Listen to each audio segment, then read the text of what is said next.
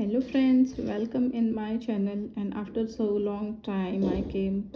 बहुत दिनों बाद मैं आई हूँ और कुछ फैमिली इशू हो गए थे, इस वजह से मैं वीडियोस नहीं बना पाई थी। बट कोशिश करूँगी कि वीडियोस अब कंटिन्यू आपको मिले।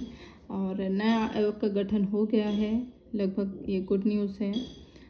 उसमें सदस्य बहुत जल्दी जो है वो चयनित हो जाएंगे। उसके बाद मोस्ट प्रोबेबली आपके अभी चल रहा है अगस्त, है ना, सितंबर और ले लेते, अक्टूबर तक में आपके एग्ज़ाम हो जाने चाहिए। वैसे देखते हैं, hope for the best, but अपनी तैयारी को और बूस्ट कर लीजिए। और चलिए अब पढ़ाई का समय आ गया, पढ़ाई करते हैं। ठीक, हमारे नेक्स्ट कलाकार हैं जगदीश स्वामीनाथन। ठीक है ना, इनका जन्म जो है वो 1928 में हुआ था और 1994 में इनकी मृत्यु हुई थी। 1819 ग्रुप की स्थापना, ध्यान दीजिएगा, जो 1819 ग्रुप की स्थापना आएगी, 1890 की ग्रुप की स्थापना जो है वो कब हुई थी? 1963 में हुई थी। और वो किसने की थी? जगदीश स्वामीनाथन ने की थी। कहाँ पर की थी? बड़ौदा में, भावनगर, गुजरात में हुई थी। ठीक है ना। और ये कैसे पड़ा था? भवन का नंबर था, मतलब जिस घर में रहते थे उस घर का नंबर था। ठीक है।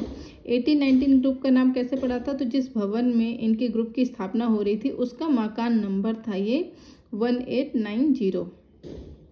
ठीक, हालांकि क्वेश्चन इतने नहीं पूछे जाते, बस आप इतना याद रखिएगा कि इसकी ग्रुप की स्थापना जो है कहाँ हुई थी और किसने की थी। ठीक है ना। तो स्थापना किसने की थी? जगदीश स्वामीनाथन ने की थी। ठीक है ना। 1819 ग्रुप की पहली प्रदर्शनी कब हुई थी? दिल्ली में रविंद्र कला वेदिका मॉडर्न आर्ट गैलरी में हुई थी। ठीक है ना। 1819 ग्रुप की प्रदर्शनी का उद्घाटन किसने किया था? तो जवाहरलाल नेहरू। ये इम्पोर्टेंट है, अगर पूछा जाता है। जगदीश स्वामीनाथन का नाम ही इसीलिए आता है सिर्फ कि 1890 का इन्होंने स्थापना किया था। कहाँ किया था? बड़ौदा के भावनगर, गुजरात में किया था। और इस ग्रुप का जो है उद्घाटन किसने किया था? तो वो जवाहरलाल नेहरू ने किया था। ठीक, 1890 ग्रुप का कैटलॉग किसने बनाया था? तो कवि ऑक्टेवियो पाज ने। ठीक है, जिसे क्या बोला जाता है? चेस मैक्सिको के थे ये। कहाँ के थे ये? चेस मैक्सिको के थे। ठीक है। ऑक्टेवियो पाज कौन थे? तो मैक्सिको के प्रसिद्ध कवि थे ये, हालांकि ये सब नहीं पूछा जाता है। ठीक,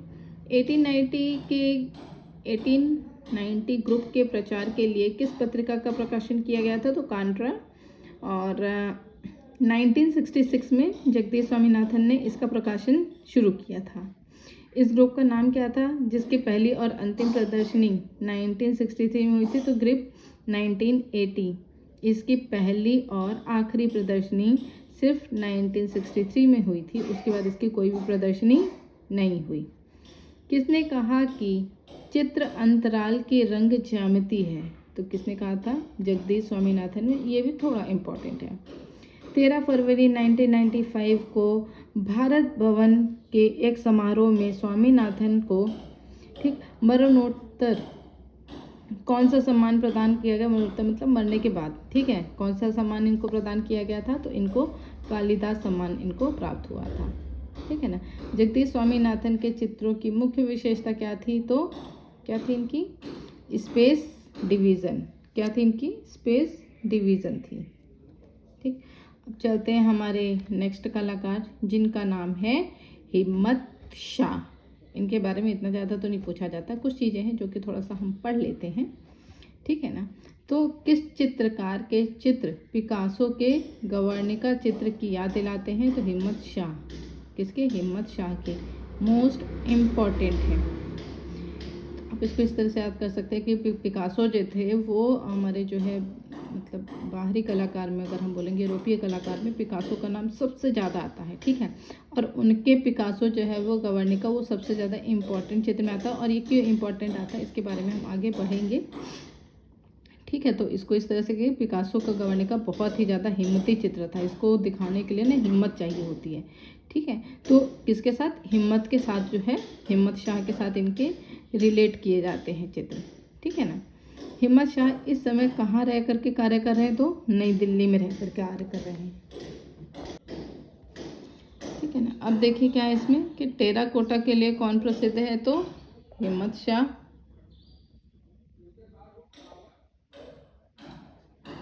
ठीक, टेराकोटा के लिए कौन प्रसिद्ध है? हिम्मत शाह टेराकोटा के लिए प्रसिद्ध है। ठीक है, हिम्मत शाह की कला के मूल स्रोत क्या थे? तो भारतीय लोक कला। ये इतना इम्पोर्टेंट नहीं है। हिम्मत शाह ने किन किन कलाओं में कुशलता प्राप्त की? तो सेरेमिक, टेराकोटा, मिट्टी का काम, पेंटिंग, भित्ति चित्र, रेखांकन, फोटोग्राफी, रेखांकन, मूर्ति शिल्प तथा ग्राफिक आदि। ये सब इतने इम्पोर्टेंट नहीं है। अब बात करते हैं हम ज्योति भट्ट। ठीक है, तो ज्योति भट्ट में क्या क्या चीज़ें इंपॉर्टेंट है? जन्म इतना इंपॉर्टेंट नहीं, 1934 में हुआ था। अब देखिए 1890, ठीक, जो हमने अभी ग्रुप के बारे में पढ़ा था, ठीक है ना। तो ग्रुप का कौन सा कलाकार प्रिंट मेकर या ग्राफिक कलाकार था? तो ज्योति भट्ट। कौन थे? ज्योति भट्ट थे। ठीक है, ज्योति भट्ट ने किस कला में महाविद्यालय से चित्रकला में डिप्लोमा और पोस्ट डिप्लोमा प्राप्त किया था? तो बड़ौदा विश्वविद्यालय से। किस चित्रकार को फोटोग्राफी की भी विशेष रुचि थी? तो कौन थे वो? ज्योति भट्ट ही थी। ठीक है ना।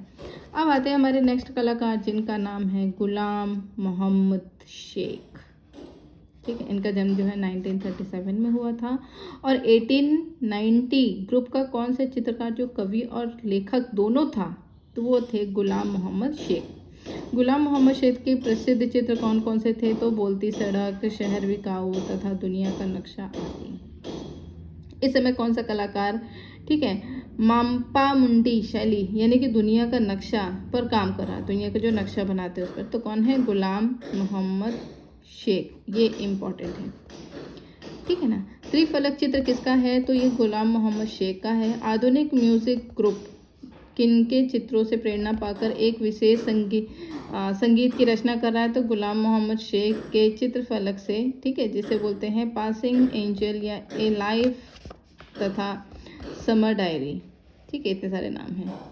गुलाम मोहम्मद शेख इस समय कहाँ कार्यरत हैं? तो factory of fine art, Baroda विश्वविद्यालय। ठीक है, ये पेंटर, प्रिंट मेकर, लेखक, कवि तथा कला समीक्षक भी हैं, बहुत सारे काम कर रहे हैं। तो वो अब देखिए, गुलाम मोहम्मद शेख का चित्र किस शहर बिकाऊ, किस म्यूजियम में है? शहर बिकाऊ। ठीक है, ये थोड़ा सा इंपॉर्टेंट, शहर बिकाऊ।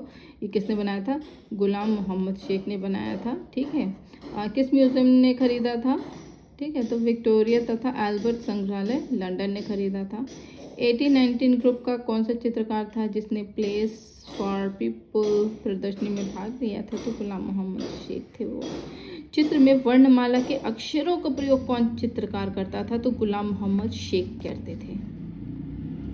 ठीक, इतने इम्पोर्टेंट नहीं है ये, इसीलिए इनको ज़्यादा मैं रिलेट करके नहीं बता रही हूँ। जहाँ पे ज़रूरत होगी, जैसे जो इम्पोर्टेंट थे उनको मैं रिलेट करके बताई थी। ये इतने इम्पोर्टेंट नहीं, इनसे कभी कभी क्वेश्चन पूछे भी जाते हैं, कभी कभी क्वेश्चन नहीं भी पूछे जाते हैं। ठीक, अब बात आती है धनराज भगत। ठीक है, अब धनराज भगत, धन, ठीक है, धन के जो राजा होते हैं, ठीक है, धन के राजा जो होते हैं वो कौन होते हैं? लक्ष्मी होती हैं, रानी होती है। हालांकि धन की रानी कौन होती है? लक्ष्मी होती है। और लक्ष्मी की मूर्ति जो है वो बहुत अच्छी रहती है ना। तो ये क्या है? एक मूर्तिकार के रूप में प्रसिद्ध हैं। ठीक है ना। इनकी मूर्ति कैसी रहती है? तो यथार्थवादी शैली की है। कौन सी? यथार्थवादी। प्रसिद्ध घोड़े की नाल बंदी मूर्ति शिल्प किसका है? तो धनराज भगत का है।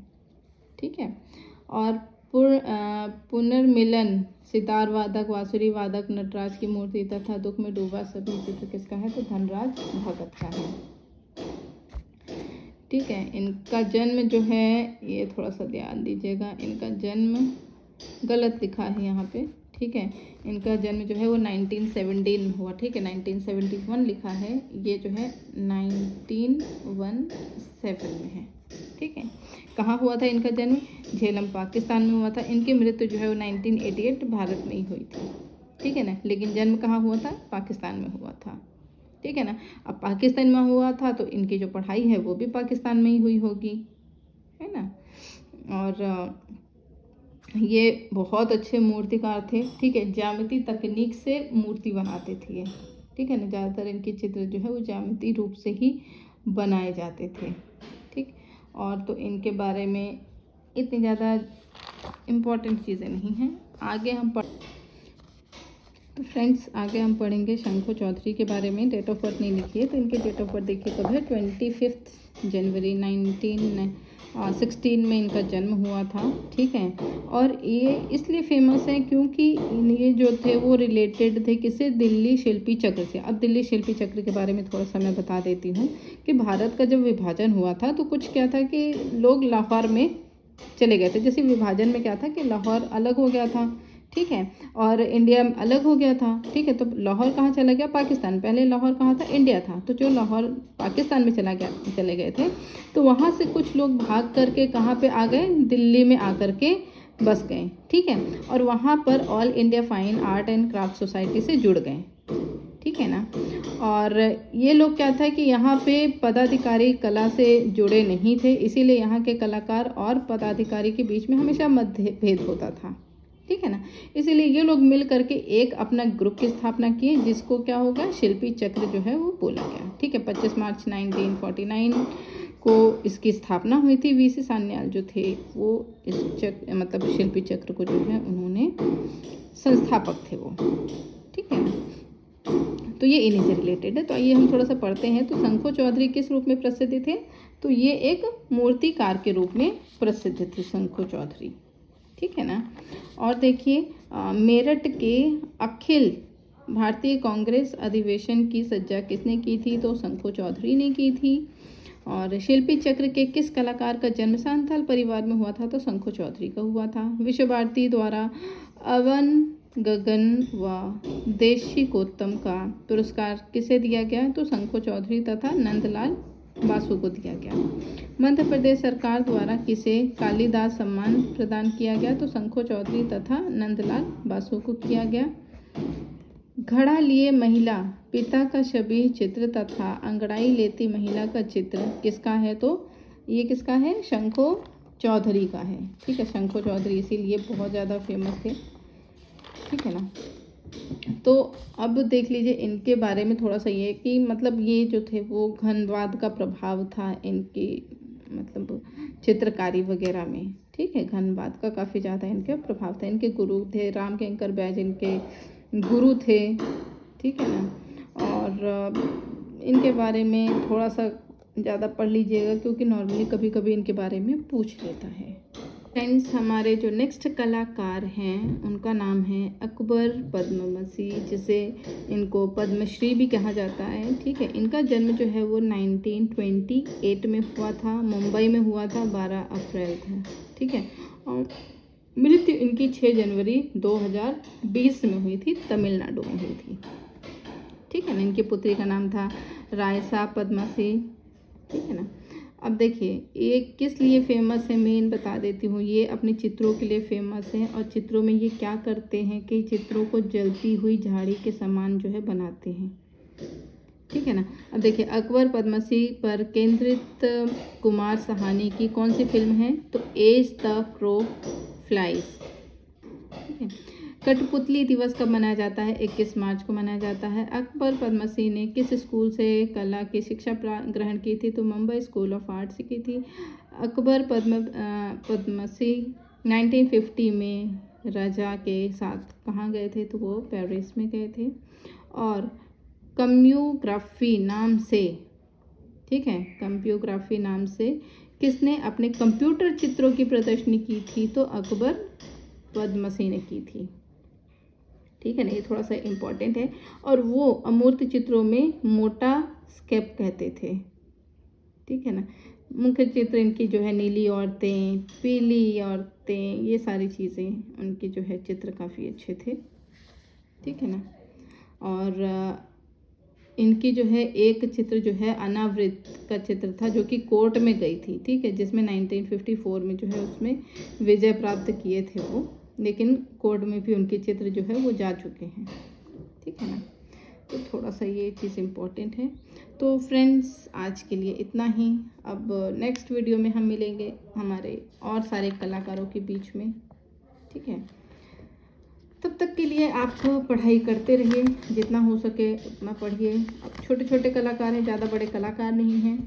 और जैसे ही ये इंडियन कलाकार ख़त्म होंगे तो उसके बाद हम मंदिरों के बारे में एक नज़र डाल लेंगे कि कहाँ पे मंदिर कौन कौन से हैं, क्योंकि मंदिरों के बारे में भी पूछा जाता है, स्तूप के बारे में पूछा जाता है, तो उसके बारे में भी हम थोड़ा सा स्टडी करेंगे, ठीक। आज के लिए इतना ही, मिलते हैं नेक्स्ट वीडियो में, तब तक खुश रहिए, अच्छे से रहिए।